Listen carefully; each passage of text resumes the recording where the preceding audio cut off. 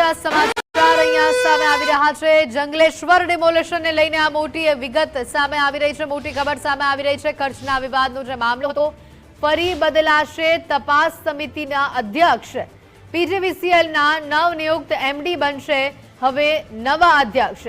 MD Chudasama બનશે સમિતિના નવા અધ્યક્ષ।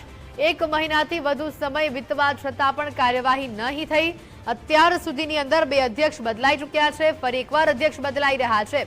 ડિમોલિશનનો ખર્ચ 2.72 કરોડથી વધુ હોવાનું તપાસમાં સામે આવ્યું હતું, ત્યારે હવે ફરી એકવાર અધ્યક્ષ બદલાવા જઈ રહ્યા છે, જેને લઈને આ મુદ્દો હાલ ટોક ઓફ ધી ટાઉન બની ગયું છે। વધુ વિગત સાથે સંવાદદાતા રહીમ લાખાણી જોડાઈ ચૂક્યા છે। અહીંયા રહીમ, જે પ્રકારે જંગલેશ્વર ડિમોલિશન ખર્ચનો જે વિવાદ હતો, આ વિવાદ જે પ્રકારે ઉગ્ર બન્યો અને હવે ફરી એકવાર તપાસ સમિતિના અધ્યક્ષ બદલાઈ રહ્યા છે। અગાઉ પણ 2 વાર અધ્યક્ષ બદલાઈ ચૂક્યા છે અને આ ત્રીજી વાર હવે અધ્યક્ષ બદલાઈ રહ્યા છે। વિગતો શું?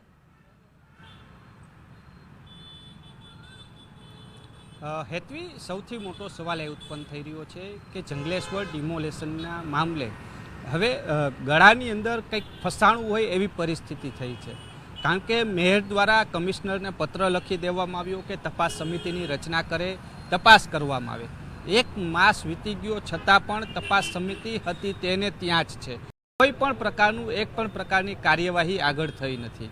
જે રીતના જનરલ બોર્ડની અંદર જે ખર્ચને વાત આવી હતી 2.72 કરોડ રૂપિયાનો ખર્ચની આસપાસ છે વાત સામે આવી છે। રેટ કોન્ટ્રાક્ટને લઈને પણ મેયરે કહ્યું હતું કે વધારાના નાણાં પાછા લેશું ને બીજા જ દિવસે તેણે 24 કલાકમાં નિવેદન ફેરવવું પડ્યું હતું કે રેટ કોન્ટ્રાક્ટ જે આપવામાં આવ્યો છે તે નિયમ અનુસાર આપવામાં આવ્યો છે। એટલે 2 રૂપિયાની પાણીની બોટલ 10 રૂપિયામાં આપવામાં આવી છે। મેયર પોતે કહી રહ્યા છે કે એ કાયદેસર છે, કારણ કે 24 કલાકની અંદર જ મેયરે આ નિવેદન ફેરવવું પડ્યું હતું।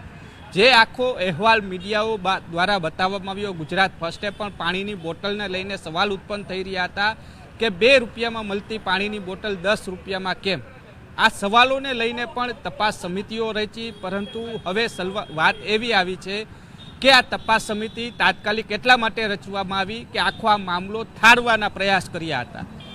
2 અધ્યક્ષ બદલી ગયા છે તપાસ સમિતિના, હવે 3જા અધ્યક્ષ આવ્યા છે। હકીકતે જો તપાસ સમિતિની અંદર તપાસ કરવાની હોત તો ક્યાંક 15 દિવસ નહીં પરંતુ 24 કલાકની અંદર જ આખો અહેવાલ અને રિપોર્ટ તૈયાર થઈ જાય, કારણ કે બિલ આવી ગયા છે, ખર્ચ આવી ગયો છે, તમામ વિગતો કોર્પોરેશન પાસે છે। એટલે આખો આ મામલો ક્યાંક ને ક્યાંક છે તે ઠારવા માટેના પ્રયાસ થઈ રહ્યા છે। હવે નવા અધ્યક્ષ નિમવામાં આવ્યા છે। જોવાનું એ છે કે હવે આમાં ખરા અર્થમાં તપાસ થશે કે માત્ર તપાસ સમિતિના નામે જંગલેશ્વર ડિમોલેશનની અંદર જે ખર્ચ થયો છે તે ઠારવાના પ્રયાસો થઈ રહ્યા છે। કારણ કે 1 માસ વીતવા છતાં પણ તપાસ સમિતિના અધ્યક્ષ અત્યાર સુધી એક પણ નિવેદનો નહોતા આપી રહ્યા કે હજી અમે વિગતો મંગાવી છે।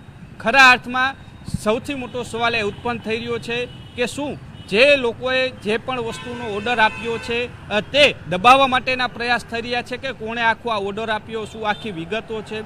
એટલે આખો જંગલેશ્વર ડિમોલેશનની અંદર ખર્ચ જે થયો છે તેને જે મીડિયા સમક્ષ સામે આખી હકીકતો આવી છે, ત્યારબાદ મીડિયાને જે સુધી વિગતો પહોંચી હતી, કોર્પોરેશનના એક કર્મચારી સામે પણ એક્શન લેવાની વાતો આવી હતી। એટલે આખો આ મામલો છે તે કોર્પોરેશન ક્યાંક ને ક્યાંક દબાવવાના પ્રયાસ થઈ રહ્યા છે।